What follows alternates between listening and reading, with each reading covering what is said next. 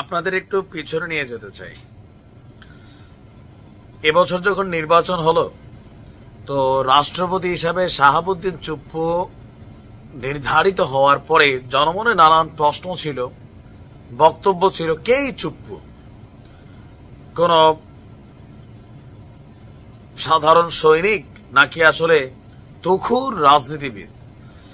তো তার সম্পর্কে বিভিন্ন মিডিয়াতে যে তথ্য আসছে, তার যে উত্থান বা তার এই যে রাষ্ট্রপতি পদ পর্যন্ত আরোহণ, যতটুকু যারা বিশ্লেষক আছেন তাদের ভাষা শুনে বুঝেছি যথেষ্ট বিচক্ষণ একজন ঘাঘু প্লেয়ার। এমনি এমনি তিনি রাষ্ট্রপতি হন নাই। শেখ হাসিনার দয়া ছিল, শেখ রেহানার দয়া ছিল, সেটা আলাদা, বাট এর বাইরেও যথেষ্ট একজন পাকা রাজনীতিবিদ তিনি।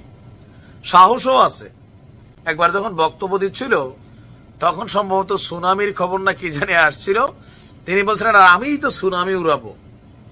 কলিজা আছে, কলিজা যে কিছুটা আছে। গতকালকের ঘটনায় আমরা দেখলাম আরেক ঘটনা, আজকে মহান 21শে ফেব্রুয়ারি।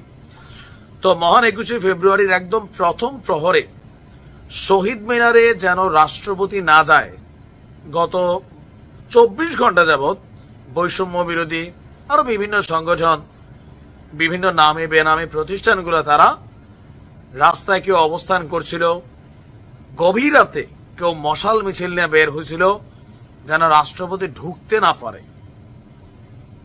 এমনকি তাকে সেখানে অবাঞ্ছিত ঘোষণা করা হয়েছিল। বাট ফাইনালি নানান ধরনের ঝক্কি ঝামেলা নিয়ে মব হইতে পারে, যে কোনো সময় যে কোনো পরিস্থিতি হইতে পারে, পিনাকিদা বুলডোজার ঝড় উড়াইতে পারেন, সকল কিছু মাথায় রেখে একদম 21-এর প্রথম প্রহরেই মহান শহীদ দিবসে তিনি আপনার শহীদদের প্রতি, ভাষা আন্দোলনের বীর শহীদদের প্রতি শ্রদ্ধা নিবেদন করেছেন। 12টা 1 মিনিটে কেন্দ্রীয় শহীদ মিনারে পুষ্পস্তবক অর্পণ করেছেন তিনি। আর কড়া নিরাপত্তা ছিল। রাষ্ট্রপতির গাড়ি বহজন শহীদ মিনার এলাকায় আসার পরপরই উপস্থিত শিক্ষার্থী জনতা সেখানে স্লোগান দিচ্ছিলেন, বিক্ষোভ করছিলেন, পুলিশের ব্যারিকেড ভাঙার চেষ্টা করছিলেন, ইভেন স্লোগানও ছিল, go back Chuppu, go back Chuppu. বিক্ষোভকারীদের যে অভিযোগ যে জুলাই আগস্ট যে ঘটনা হয়েছে এখানে তার সমর্থন ছিল, তিনি কোনো ধরনের প্রতিবাদ করেননি। আর সবার একটা বক্তব্য ছিল এখানে চুপ্পুর সামনে পদত্যাগ করে বিচারের মুখোমুখি হওয়া ছাড়া আর কোনো উপায় নেই। কারণ 2024 সালের নির্বাচনকে বৈধতা দিয়ে শেখ হাসিনা সরকারের শপথ পড়িয়ে তার সকল কাজের বেআইনি অনুমোদন দিয়েছিলেন এই রাষ্ট্রপতি। তো এরপরেও তিনি এই যে এত কিছুর মধ্যে দিয়ে সেখানে গেলেন, সর্বপ্রথম ক্রেডিটটা হচ্ছে আমাদের আইন শৃঙ্খলা বাহিনীর, সেনাবাহিনীরও। অবশ্যই প্রধান উপদেষ্টার নির্দেশ ছিল যেন কড়া নিরাপত্তা, নিশ্চিদ্র নিরাপত্তা রাষ্ট্রপতির জন্য নিশ্চিত করা হয়। কারণ রাষ্ট্রপতির বাটে পাইলে অথবা ওনার সুযোগে পাইলে যে কোনো একটা মব ঘটবে।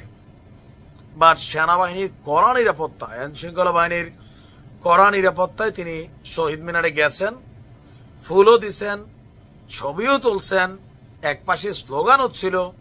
বাট তিনি তার চেহারা দেখে ঘাবড়াইছেন, মনে হয় না তখন একটা মন খারাপ ছিল যে একজন রাষ্ট্রপতি ফুল দিচ্ছে, অপরদিকে ছাত্ররা প্রতিবাদ করছে, আওয়াজ তুলছে, তাকে নিয়ে কথা বলছে। কোথাও না কোথাও বিষয়টা কিন্তু আসলে সুখকর না।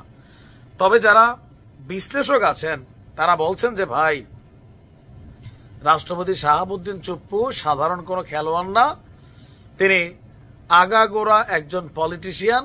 সো